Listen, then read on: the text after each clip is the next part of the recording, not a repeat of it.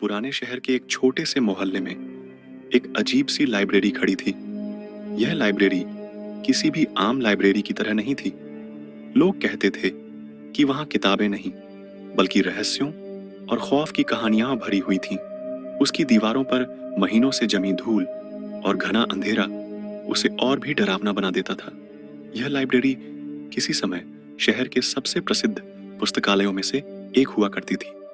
वहां के पुस्तक प्रेमी घंटों किताबों में खो जाते थे। लेकिन एक रात अजीब सी घटना घटी।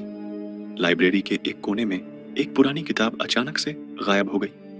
किताब इतनी पुरानी थी कि उसकी स्याही भी लगभग उड़ चुकी थी। वह किताब किताबों की सबसे दुर्लभ और खतरनाक मानी जाती थी।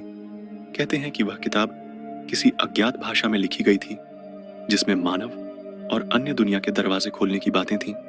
अचानक उसके बाद लाइब्रेरी के बारे में एक खौफनाक अफवाह फैल गई।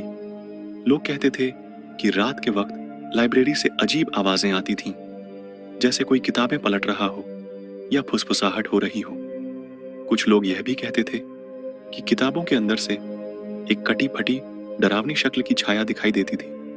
जो भी रात के वक्त लाइब्रेरी में गया, वह सुबह तक गायब हो जाता था। एक दिन समीर और उसकी दोस्त रिया ने तय किया कि वे इस रहस्यमयी लाइब्रेरी का रहस्य जानेंगे।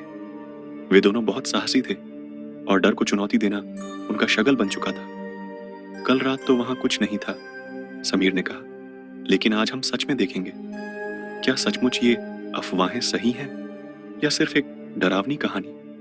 रिया थोड़ी घबराई हुई थी, लेकिन समीर का साथ देने के लिए वह तैयार हो गई। दोनों ने लाइब्रेरी के सामने खड़े होकर दरवाजे को देखा। वह पुराना दरवाजा धीरे धीरे चरचरा रहा था, जैसे वह किसी इंसान की आवाज में जवाब दे रहा हो। समीर ने दरवाजा खोला और दोनों अंदर घुसे। लाइब्रेरी के अंदर अजीब सी खामोशी थी।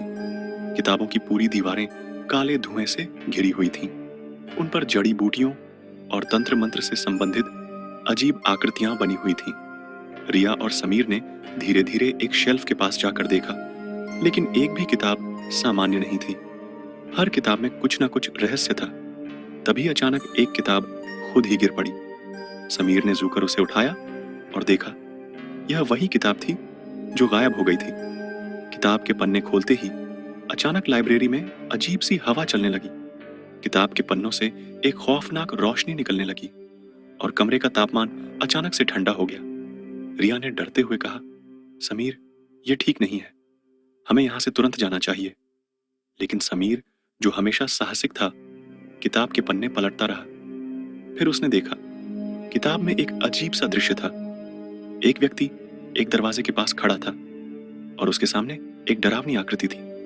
यह आकृति धीरे धीरे उस व्यक्ति को अपनी तरफ खींच रही थी।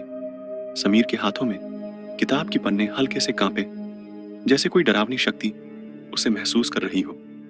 तभी किताब के पन्ने पलटते हुए एक आवाज आई, तुम दोनों यहां क्यों आए हो? समीर और रिया एक दूसरे को घबराए हुए देख रहे थे। अचानक एक धुआं सा कमरे में फैलने लगा और लाइब्रेरी का पुराना दरवाजा बंद हो गया। उनके सामने अब एक कटा फटा चेहरा दिखा, जो हवा में तैरता हुआ आ रहा था। उसकी आंखें बिल्कुल खाली थीं और वह धीरे धीरे उन दोनों की तरफ बढ़ने लगा। तुम्हें जाना नहीं है, वह आवाज फिर से गूंजने लगी। तुम दोनों मेरे पास फंसे हुए हो।